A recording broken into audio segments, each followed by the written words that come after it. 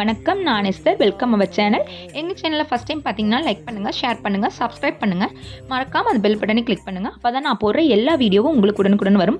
வாங்க வீடியோக்குள்ளே போகலாம். புதுசாக வந்திருக்கிற சப்ஸ்கிரைபர் அனைவருக்கும் மனமார்ந்த நன்றிகள். Welcome our channel. இன்றைக்கி காலையில் பார்த்தீங்கன்னா ரொம்ப ஸ்பெஷல்லாம் ஒன்றும் இல்லை, வீட்டில் செஞ்ச சாப்பாடு தாங்க. குழந்தைங்களுக்கு என்ன கொடுத்து விட்டேன் அப்படின்றது தான் ஒரு வீடியோவாக போடலான்ட்டு எடுத்தேன். ஈவினிங் காலையில் எந்திரிச்சதுமே போய் கருவேப்பிலை பறிக்கலாம் போகலான்னு பார்த்தேங்க. கத்திரிக்காய் செடியில் ஃபுல்லாக எறும்பு இருந்துச்சு. எறும்பு இருக்கிறதுனால ஒரு வாரமாக அந்த கத்திரிக்காய் செடியே நான் போகலை. பார்த்திங்கன்னா ஏகப்பட்ட கத்திரிக்காய் காய்ச்சிருந்துச்சு. அப்புறம் கத்திரிக்காயும் கொஞ்சம் தக்காளிலாம் இருந்துச்சு, அதெல்லாம் பறிச்சுட்டு அப்படியே பார்த்திங்கன்னா எங்கள் வீட்டில் சூப்பராக எல்லோ கலர் ரோஸ் பூத்துருந்துச்சு. அதையும் பார்த்துட்டு சந்தோஷப்பட்டு வந்தாச்சுங்க. காலையில் வந்ததுமே எல்லாருமே வேலை என்னென்னா பாலை தான் எடுத்து வைப்போம். இந்த பால் பார்த்திங்கன்னா நைட்டே நல்லா சுண்டை காய்ச்சி வச்சுருவேங்க. காய்ச்சி வச்சிட்டோம்னா நம்மளுக்கு நிறைய பாலாடை கிடைக்குங்க.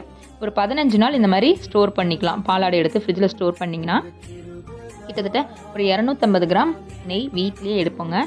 ரொம்ப ரொம்ப ஈஸியாக எடுத்துடலாம். நெய் எடுக்கிறது ஒரு ரொம்ப டைம்லாம் ஆகாது. கிட்டத்தட்ட ஒரு 1/2 hour ஆகும்னு வச்சுக்கோங்களேன். இருந்தாலும் நம்மளுக்கு சுத்தமான நெய் வீட்டிலே கிடைக்குது இல்லைங்களா. குழந்தைங்களுக்கு நெய்யெல்லாம் கொடுத்து பழகுனனால எங்கள் வீட்டில் நிறைய நெய் தேவைப்படும். அதனால் நான் வீட்டிலே எடுத்துடுவேங்க. கண்டிப்பாக இன்னொரு வீடியோ போடுறேன். இன்றைக்கி பார்த்திங்கன்னா ரொம்ப ரொம்ப சிம்பிளான மெனு தான். காலையில் பூரியும் உருளைக்கிழங்கும். மதியத்துக்கு பார்த்திங்கன்னா அவங்களா வாண்டடாக எனக்கு தயிர் சாதம் செஞ்சு கொடுங்கம்மா அப்படின்னு கேட்டாங்க.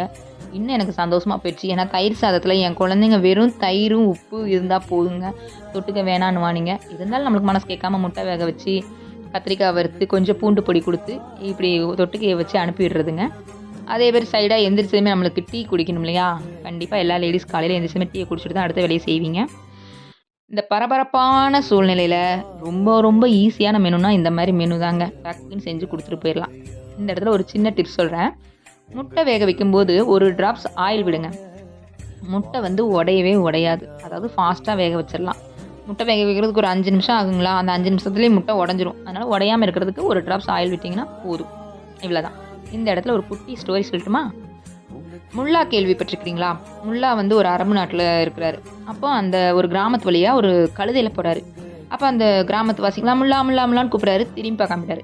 2வது நாள் முல்லா முல்லா முல்லான்னு கூப்பிட்றாங்க, போயிட்டார். 3வது நாள் போயிட்டார். 4வது நாள் என்ன பண்ணாங்க, அந்த கிராமத்து ஆட்கள்லாம் நின்று, டேய் நீ அவ்வளோ பெரிய ஆளா, நாங்கள் கூப்பிடுறோம், நீ மதிக்காமல் போகிற அப்படின்னு. நான் மதிக்காமல் போனேன், இந்த கழுதை தாங்க மதிக்காமல் போணுச்சு அப்படின்னதுமே, இந்த கழுதையை கேளுங்க, இந்த கழுதையை மேய்க்கிறது நீ தானே முல்லா அப்படின்னு சொன்னாங்களாமா. ஆக்சுவலி இந்த கழுதையை பற்றி நான் சொல்கிறேன் கேளுங்க. இது சரியான கோபக்கார கழுதை, சண்டி கழுதை, சொல் பேச்சு கேட்காத கழுதை. இந்த கழுதை எந்த பக்கம் போகுதோ அந்த பக்கம் இருக்கிற வேலையை நான் முடிச்சிடுவேன். இப்போ வலது பக்கம் போணுச்சுன்னா அங்கே என்ன வேலையோ அந்த வேலையை முடிச்சிடுவேன். இடது பக்கம் போணுச்சுன்னா அங்கே என்ன வேலையோ அதை முடிச்சிடுவேன் அப்படின்னு சொன்னாராம். ஆக்சுவலி இதில் மாரல் ஆஃப் த ஸ்டோரி என்னன்னு பார்த்தீங்கன்னா, நம்ம லைஃப்லேயும் நிறைய பேர் இருப்பாங்க. அப்போ அவங்க ஏதாவது பிரச்சனை பண்ணுறாங்க, இல்லை நம்மளுக்கு நம்ம சொல்கிறது அவங்களுக்கு புரியலன்னா நீங்கள் மனசில் ஒரு 3 திங்ஸ் எடுத்துக்கோங்க. ஆஃப்டர் ஆல் நம்மளுக்கு முன்னாடி இருக்கிறவங்க இவங்க ஒரு கழுதை அப்படின்னு நினச்சிக்கோங்க. அதே மாதிரி நம்ம சொல்கிறத அவங்களுக்கு புரியல. 3வது இவங்க கூட காம்ப்ரமைஸ் ஆகிட்டோம்னா கண்டிப்பாக நம்ம சொல்லி புரிய வச்சு அவனுக்கு விளக்க உரை கொடுத்து இதெல்லாம் தேவையில்லை, அவனுக்கு புரியாது. அதனால் நம்ம காம்ப்ரமைஸ் ஆகிக்கலாம். அவன் வழியிலேயே போயிட்டோம்னா பிரச்சனையே இருக்காதுங்க. லைஃப்பில் ஹஸ்பண்டுக்கு ஒய்ஃபு கழுதியாக தெரியலாம், ஒய்ஃபுக்கு ஹஸ்பண்ட் கழுதியாக தெரியலாம், மேனேஜர் கழுதியாக தெரியலாம், இல்லை ஒர்க்கர் கழுதியாக தெரியலாம். இப்படி தான் எல்லாருமே இருப்பாங்க. ஆனால் நம்ம என்ன பண்ணணும், எதையுமே கண்டுக்காமல் காம்ப்ரமைஸ் ஆகி நம்ம லைஃப்பை ஜாலியாக என்ஜாய் பண்ணிட்டு போகணும். இந்த கத்திரிக்காய் பச்சை கலராக கத்திரிப்பு கலரானா தெரியலங்க. இருந்தாலும் கத்திரிக்காய் சூப்பராக இருந்துச்சு. என்னோடய சேனலை தொடர்ந்து வாட்ச் பண்ணுங்கள். தேங்க்யூ.